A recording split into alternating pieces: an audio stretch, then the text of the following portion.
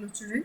In this part, we will take up the economic importance of bacteria, and economic importance talks about how bacteria affect us. So, either it will benefit us, or it will harm us. So, useful activity is where we would see that how bacteria or how are we benefited by bacteria. So the first is lactobacillus. This we call them as labs, and this lactobacillus bacteria, it helps in curd making and cheese making. So they were basically on the small cottage industries, but now they are converted into the large industries where this curd making and cheese making is done. So in this, how bacteria helps is that with the help of these microorganisms, these bacteria, they are changing the lactose sugar of milk into lactic acid, and that results in the decrease of the pH, which helps in coagulation of milk protein, and that renders the medium which is not suitable for the growth of other microorganisms. So the example for this is lactobacillus bulgaricus, lactobacillus acidophilus, and streptococcus lactis thermophilus. All these are certain examples, common bacteria which are used in dairy industry. So that is one first useful activity which is observed. Then the second is this lactobacillus. It is very much useful in the biotechnology also. Now, the second economic importance of bacteria is that they are helping in biotechnology also. So, here bacteria acts as a host also, and as a plasmid vector also. So, how this bacteria acts as a host is the desired gene is placed to get the desired product. So, they are acting here as a micro factories. So, the desired product can be obtained from these bacteria. And example for this is insulin. So, insulin is synthesized through this bacteria taking it as a host. So, what happens here is that bacteria is introduced in the this insulin for synthesis. It is introduced in bacteria, and there they synthesize, so we can take them as macro factories, and we have talked about in detail about this in biotechnology. And then as a plasmid, what happens is that as a vector it works. So vector is a gene or DNA that is used to carry or transfer desired DNA. So all this is done in detail in biotechnology, but you just have to understand here that through bacteria it can be as a host, where the particular chemical which is desired, that can be produced, and also it can be transferred. It is useful in transferring the desired DNA from one organism to another. Then the third is pest resistant. So now in this pest resistant plant, what happens is, this is also related with biotechnology. So here the bacteria, that is Bacillus thuringiensis. So here in short we call it as BT cotton or BT tobacco. So this from this BT cotton, the gene is isolated from BT cotton, and that is introduced to the tobacco or the cotton or the soybean plant, and then the product can be obtained. So this BT cotton, this is a species, this produces a protein, and when it enters the alimentary canal of the organisms, so it can kill the pest. So this isolated gene from this, it is helpful in keeping a control on this pest which is present in the alimentary canal of the body, and that can be controlled. Then the next is fiber retting. So this fiber retting, that is done by the species, that is Clostridium. And what is this fiber retting? It is obtaining the jute fiber. So jute, where do we get it from? We get it from bast fiber. Jute is basically bast fiber, and bast is phloem. So that is the inner tissue where you have seen the structure in detail. So there is epidermis, then cortex, and then inner tissue. Inner to that is this bast fiber. So what happens is that plant is thrown in water, and bacteria decomposes, and then we get the threads which can be used as the jute fiber. So that is the next economic importance of the bacteria. Then after that is the curing of leaves. So curing of leaves like tobacco, tea, coffee, bean, etc. And actually the plant is the same, but the treatment which is done and that particular time, whatever treatment is given, that is different. So what happens is that there is a typical kind of, what do you say, the smell that is comes, so people get addicted to sometimes that particular brand. So that is a unique aroma, and that aroma is provided by this curing of leaves. So this curing of leaves is also a very important function that is taken up by this bacteria. So these bacteria, it is the curing of tobacco and tea leaves is it's an controlled activity of microorganisms. The color, flavor, aroma, and all these things, they depend upon the curing and ripening. Then after that, next is cellulose digestion. So in case of see animals, some no animal can digest cellulose on its own. So bacteria helps in the digestion.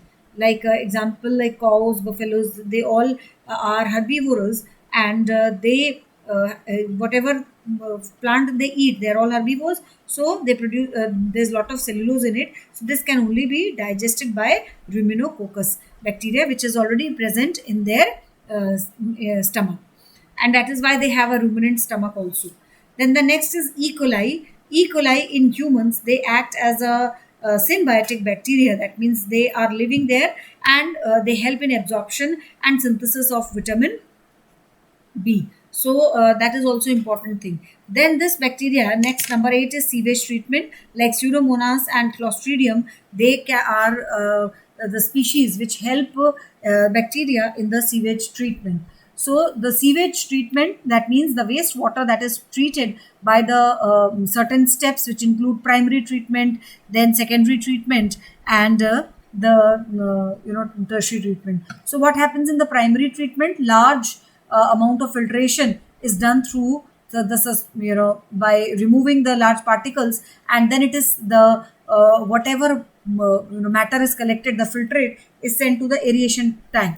In the secondary treatment, there is the presence of aerobic bacteria, and that aerobic bacteria, it grows vigorously, it digests all the organic material, carbon dioxide is released, and this bacteria is associated with fungal filaments. So bacterial growth, it consumes large amount of organic matter, which reduces this biological oxygen demand, BOD, of the effluent. And as the lower the BOD, less polluted water will be there with a high oxygen content. The effluent is passed to the settling tank where bacterial flocks, they settle. And the other part, the anaerobic bacteria, the remaining part of the sludge is pumped into another tank where anaerobic sludge digesters are present. So they anaerobically they treat the bacteria, it grows anaerobically, it is introduced into these tanks, they digest and decompose the biodegradable matter which is present there, and the waste then releases methane gas, H2S, and CO2. These gases form biogas that is used as a source of energy. So finally the effluent after treatment is released, and that is mixed into the natural water body. So that is also important function, or economically important part that is taken up by bacteria. Then as a biofertilizer, it is also used to improve the quality of the soil. So we have cyanobacteria, that is symbiotic bacteria, and there are others like Nitrosomonas and Nitrococcus, which helps in making this bacteria available to the plant, so that they can convert this form of bacteria, and that can be helpful to them. And I told you that it helps in decomposition, wherein the bacteria acts as a natural scavenger. So they break down the organic matter, and then they are used by the plants as nutrients. Thus it helps in increasing the fertility of soil by decomposing the dead organic matter. So this was all about the how bacteria affects us in a useful manner. So bacteria affects us in a harmful way also. That means if it is helpful, it is harmful also.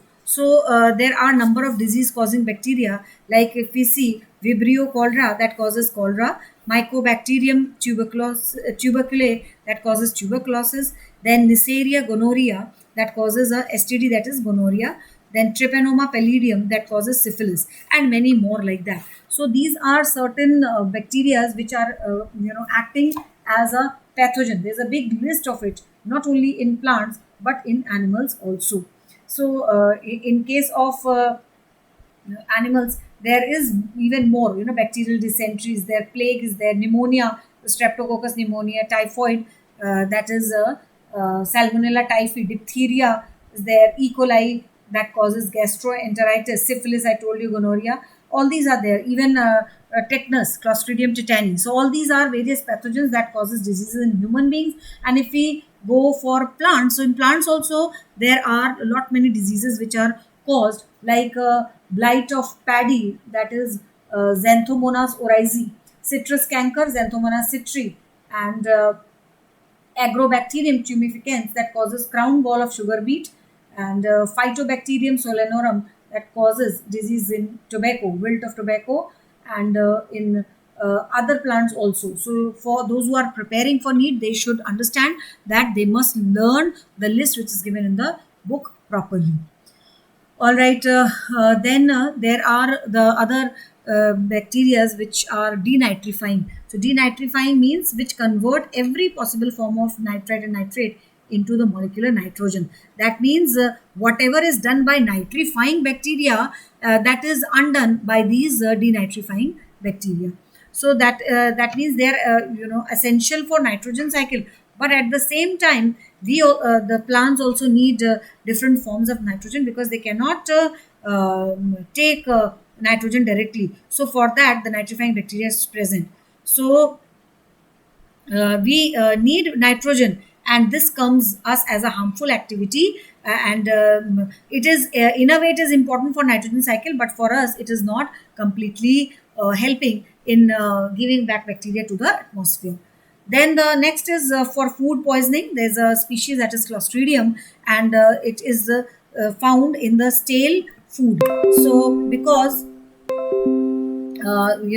the toxins which are produced by bacteria, they help in destroying the food. So that is also, this food is spoilage, that species of some lactobacillus, streptococcus, micrococcus, these are responsible for the spoilage of milk and milk products.